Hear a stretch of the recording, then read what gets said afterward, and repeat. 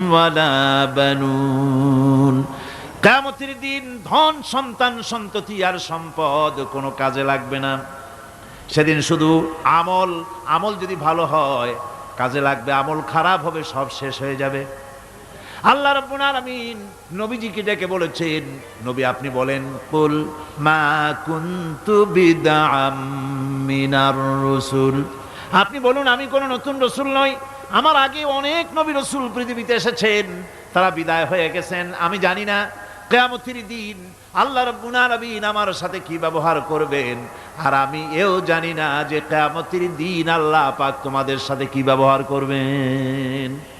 এই আয়াত নাজিল হওয়ার পর আল্লাহর হাবিব তার মেয়েকে ডাকলেন, জামাইকে ডাকলেন, নাতিদেরকে ডাকলেন, আহলে বাইতদেরকে ডাকলেন, আর বললেন, ও আমার মেয়ে কলিজার টুকরা ফাতেমা গো শোনো, কেবলমাত্র আয়াত নাজিল হয়ে গেল, আল্লাহ পাক আমাকে শোনায়ছেন কিয়ামতের দিন আমি জানি না আমার সঙ্গে কি ব্যবহার করা হবে, আর এও জানি না যে তোমাদের সাথে কি ব্যবহার করা হবে। ও আমার কলিজার টুকরা মেয়ে ফাতেমা, কিয়ামতের দিন মুহাম্মদ সাল্লাল্লাহু আলাইহি সাল্লামের মেয়ে এই হিসাবে তোমার নাজাতের ফয়সালা হবে না। ও আমার কলিজার টুকরা নাতি হাসান আর হোসেন, কিয়ামতের দিন মুহাম্মদ সাল্লাল্লাহু আলাইহি সাল্লামের নাতি হিসাবে ফয়সালা হবে না। ও আমার জামাই হযরতে আলী, কিয়ামতের দিন আমার জামাই হিসাবে নাজাতের ফয়সালা হবে না। আমল যদি ভালো হয় ফয়সালা ভালো হবে, জান্নাতে চলে যাবে। আমল যদি খারাপ হয় কার নাতি কার জামাই দেখা হবে না। সুবহানাল্লাহ। কঠিন কিয়ামতের মাঠ, এই পরকালের বিশ্বাস যদি কলজার মধ্যে ঢোকে মানুষ ভালো হয়ে যাবে। কোন সুবহানাল্লাহ। আপনাদের দৃষ্টিতে পারবে, কথার জবাব যে দিলেন না। পুলিশে কি মানুষের চরিত্র ভালো বানাইতে পারবে? পুলিশের চরিত্র ভালো বানাবে কেডা? সেটাই তো কথা। মানুষের চরিত্র যাতে ভালো থাকে, মানুষের জন্য খারাপ কাম না করে সেজন্য পুলিশ যাতে খারাপ কাম না করে সেজন্য আরো একটা ডিপার্টমেন্ট আছে না, তারা যাতে খারাপ কাজ না করে সেজন্য আর একটা আছে। এন্টি করাপশনের আবার এন্টি করাপশন আছে, তার উপর আবার এন্টি করাপশন আছে। এন্টিটার অভাব নাই। সুতরাং পুলিশ দিয়া, বিডিআর দিয়া, আর্মি দিয়া মানুষের, দেশের, জাতির চরিত্র ভালো বানানো যায় না। রাসূলুল্লাহ এ দিয়ে বানান নাই, এটা ইসলামের নিয়ম নয়। পুলিশ দিয়া, আর্মি দিয়া দেশের মানুষের চরিত্র ভালো বানানো যায় না। চরিত্র ভালো বানানো যায় কেবলমাত্র পরকালের ভয় দিয়া। কিসের ভয় দিয়া?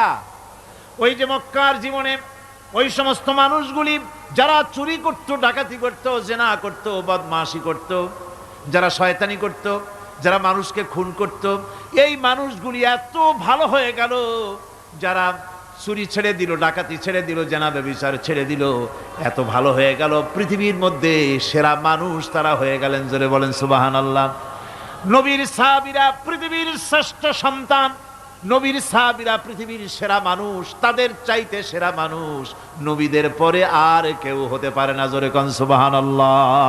নবীর পরে পৃথিবীতে শ্রেষ্ঠ মানুষ কারা? সাহাবায়ে কেরাম রিদওয়ানুল্লাহি তাআলা আলাইহিম আজমাইন। ওনারা তো কুফরের মধ্যে ছিলেন, শিরকের মধ্যে ছিলেন, চুরি, ডাকাতি, জিনা, ব্যভিচার এমন কোন পাপ নাই যা করা হয়নি।